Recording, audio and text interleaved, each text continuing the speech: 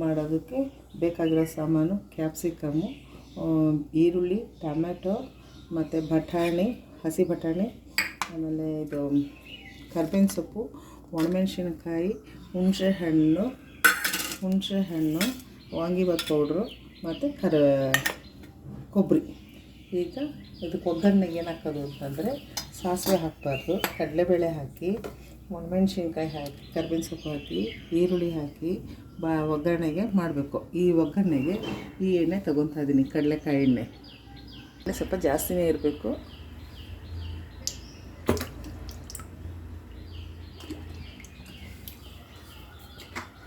ಎಣ್ಣೆ ಕಾಯಿದೆ ಕಾದ್ಮೇಲೆ ಹಾಕಿದೆ ನೋಡಿ, ಕಡಲೆಬೇಳೆ ಹಾಕ್ತಾಯಿದ್ದೀನಿ.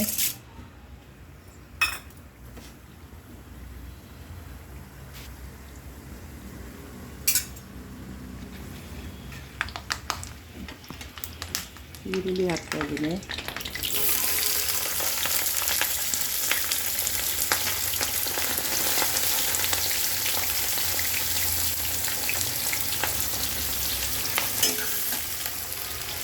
ಮೆಣಸಿನ್ಕಾಯಿ, ಕರ್ಬೇವಿನ ಸೊಪ್ಪು ಹಾಕ್ತಾಯಿದ್ದೀನಿ.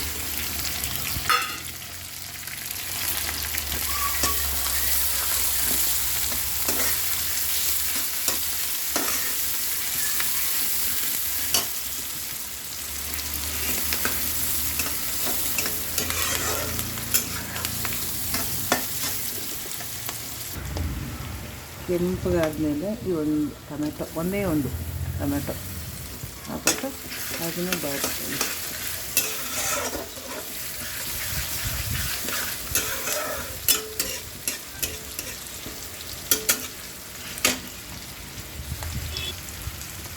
ಸ್ವಲ್ಪ ಅರಿಶಿನ ಪುಡಿ,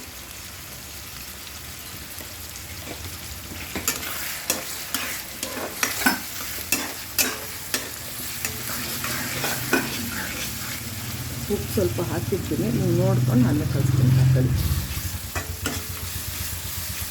ಇದು ಟೊಮೆಟೊ ಬೇಯೋದಕ್ಕೋಸ್ಕರ ಹಾಕೋದು ಮೆತ್ತಗಾಗಲಿ ಅಂತ.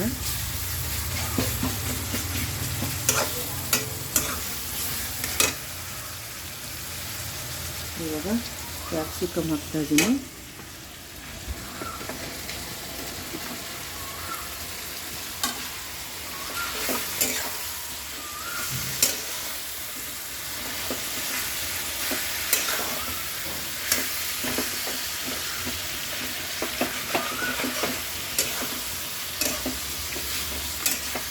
ಐದು ನಿಮಿಷ ಮೆತ್ತಗೆ ಆಗೋವರೆಗೂ ಇದು ಮಾಡಿ, ಆಮೇಲೆ ಪುಡಿ ಹಾಕಿ, ವಾಂಗಿಬಾತ್ ಪೌಡ್ರ್ ಹಾಕಿ, ಆಮೇಲೆ ಕರ್ಬೇವಿನ ಸೊಪ್ಪು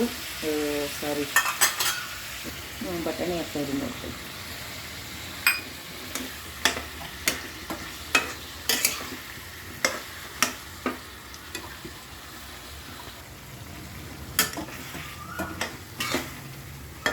ಇದನ್ನು ಚೆನ್ನಾಗಿ ಬಾಡಿಸ್ಕೊಳ್ಳಿ. ಬಾಡಿದ ಮೇಲೆ ಎಲ್ಲ ಆದಮೇಲೆ ಹುಣಸೆ ಹಣ್ಣು ಹಾಕಿ, ಪುಡಿ ಹಾಕಿ, ಲಾಸ್ಟಲ್ಲಿ ಕೊಬ್ಬರಿ ಪುಡಿನ ಹಾಕಿ. ಕ್ಯಾಪ್ಸಿಕಮ್ಗೆ ಹುಣಸೆ ರಸನೂ ಹಾಕ್ಬೋದು ಮತ್ತು ನಿಂಬೆಹಣ್ಣಿನ ರಸನೂ ಹಾಕ್ಬೋದು. ನಿಂಬೆಹಣ್ಣಿನ ರಸ ಹಾಕೋಂತೂ ತುಂಬ ಚೆನ್ನಾಗಿ ಬರುತ್ತೆ.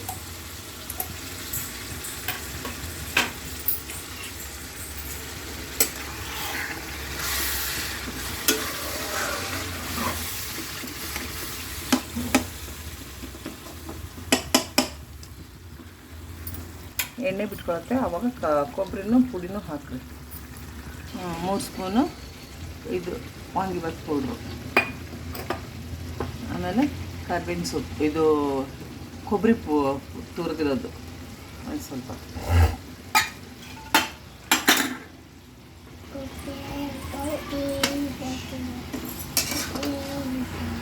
ಮಿಕ್ಸ್ ಮಾಡಿ ಒಂದು 2 ನಿಮಿಷ ಬಿಟ್ಟು ಅದು ಅವಾಗ ಎಣ್ಣೆ ಎಳ್ಕೊಂಡು ಮೇಲ್ಗಡೆ ಬರುತ್ತೆ. ಮಾತ್ರ ವಾಂಗಿಬಾತ್ಗೆ ಯಾವಾಗಲೂ ಎಣ್ಣೆ ಜಾಸ್ತಿ ಇರಬೇಕು.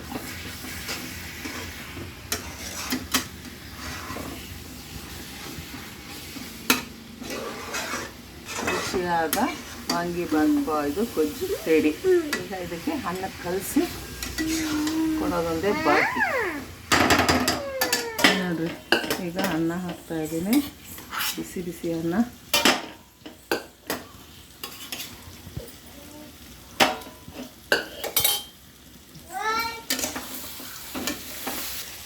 ನೋಡ್ರಿ ಗೊಜ್ಜು ಹಾಕ್ತಾಯಿದ್ದೀನಿ.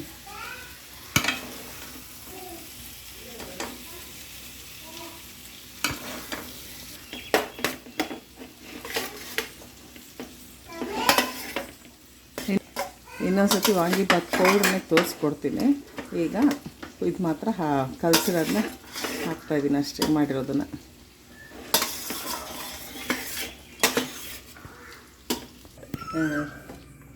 ಮಗನ ಕ್ಯಾರಿಗೆ ಹಾಕ್ಕೊಡ್ತಾಯಿದ್ದೀನಿ.